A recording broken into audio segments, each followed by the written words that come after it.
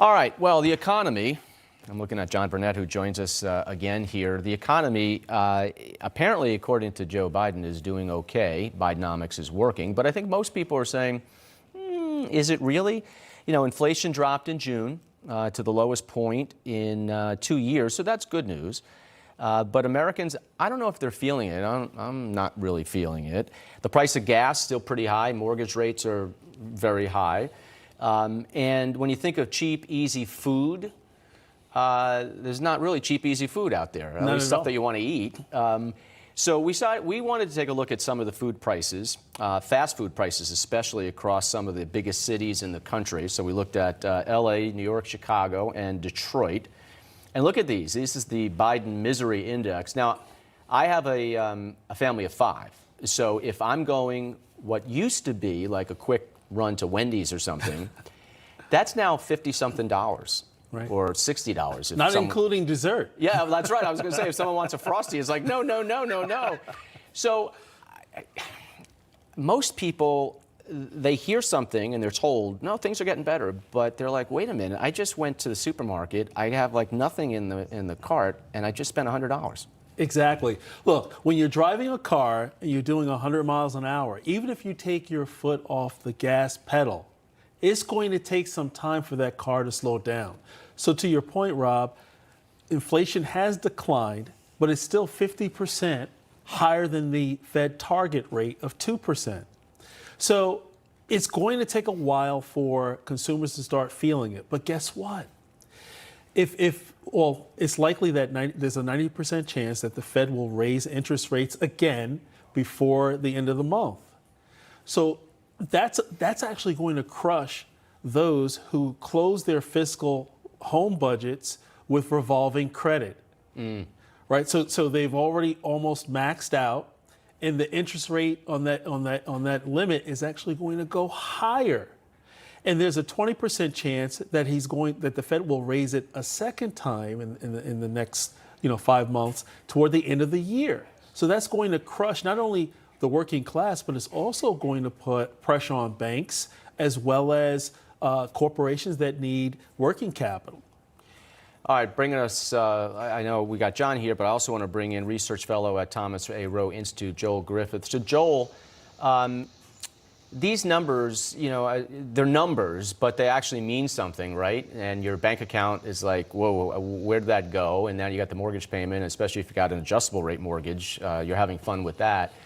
What do you think the average American is thinking right now? They hear and see these numbers that the economy is getting better on paper, but are they feeling it or no? Well, no, because the data actually, if you dive into it, it doesn't actually show that, despite what the Biden administration is saying. If you look at median household income adjusted for inflation, the typical family has seen now over a $7,000 annual pay cut, and that's in addition to the rising mortgage costs, and that's in addition to other things, such as the rising cost of consumer debt. So when you see Biden saying, oh, inflation is coming down, no, prices are still rising, and prices are still rising at around twice the clip that we have grown used to. And even if we were to see a return to the normal inflation rate of 2%, that does nothing to erase that $7,000 decline in real wages. And that decline in real wages is also evidenced by the fact that you see savings rates near all-time lows right now, around half of the historical average, at the very same time that we have now seen credit card debt hit all-time highs. So basically what we know is happening is people are working more than one job to make ends meet, and at the same time they're draining their savings accounts and putting groceries on the credit cards just to feed their families. Things are not getting better, and I think most American families know that to be true based on their own experience. The data back that up. Well, just like inflation, we're going to have an extra panelist here. We're going from 2 to 3. This is like Bidenomics. So let's bring in from the Heritage Foundation, a research fellow, E.J. Antoni. E.J., let me tell you some of the prices for food. Some are saying, well, then if you can't afford to go, eat out, then don't. Just eat at home. But look at some of these prices, like for spaghetti per pound, which is always kind of a cheap meal, but that's up 9%. Ground beef is up about 21% per pound. White bread is moving up a lot, about 30%. I mean, those are big numbers. You might even want to put a sandwich together for your kids to go to school, and you're spending a lot. So when, if at all, I mean, obviously at some point they probably will, but when will prices start to come back to where they were, or will they go back to where they were? Or is this kind of the new prices?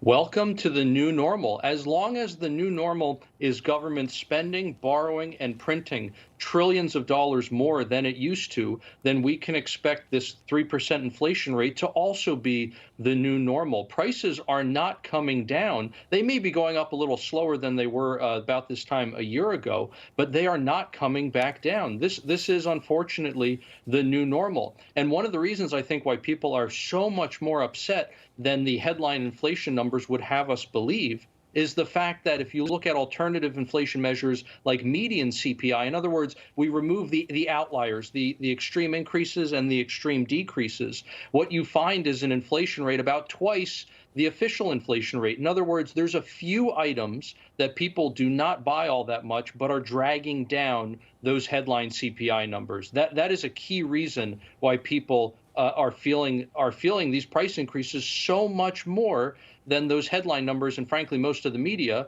are telling us. And yet, Joel, most families are going away on vacation this year. They're paying the crazy airfares and hotel costs that are through the roof, and rent-a-cars. I mean, if anyone's trying to go away, they know what I'm talking about. If you can, by the way, if you're going internationally, good luck trying to get your passport if it's if it's expired.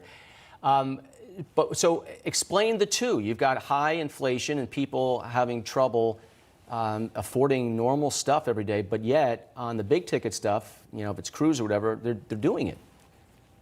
Yeah, well, families are trying to regain the life that they had prior to all of these shutdowns. And unfortunately, they're finding that that life that they had prior to the shutdowns is costing them about 25% more. And people, it's hard to change their standard of living. And obviously, the shutdowns were through no fault of our own. And the politicians deciding to spend trillions and having the Fed print trillions. We did not determine that as people, but it is a big adjustment. And it's part of the reason why you actually see some of the cruise lines now reporting some earnings trouble, because despite the price hikes, they can't actually cover all the costs. And you see some of the amusement parks actually now seeing a decline in the number of visitors. And that's because families just cannot afford this. And I'm very concerned with the rise in interest rates. But, you know, we got to remember why the Fed is actually raising those rates. They're trying to mitigate a problem that they created. If you allow those rates to stay too low, that means the banks keep lending out these deposits and money continues to multiply, which creates an even bigger inflation problem.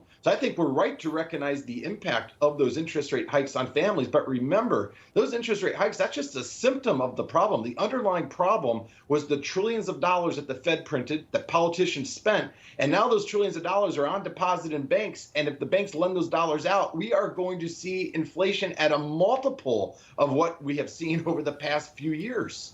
So, EJ, you agree with that? You know, crystal ball, where do you see us 6 to 12 months from now?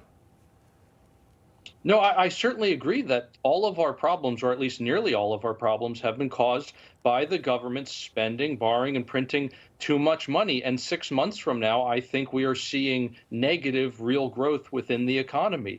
You simply cannot do what the government has done for the last several years and avoid a recession. Eventually, the sins of the past always catch up to you, be they moral or monetary. Well, the spending habits hasn't gone away, so that's going to add fuel to the fire, as both of you mentioned. But also, there's wage pressures.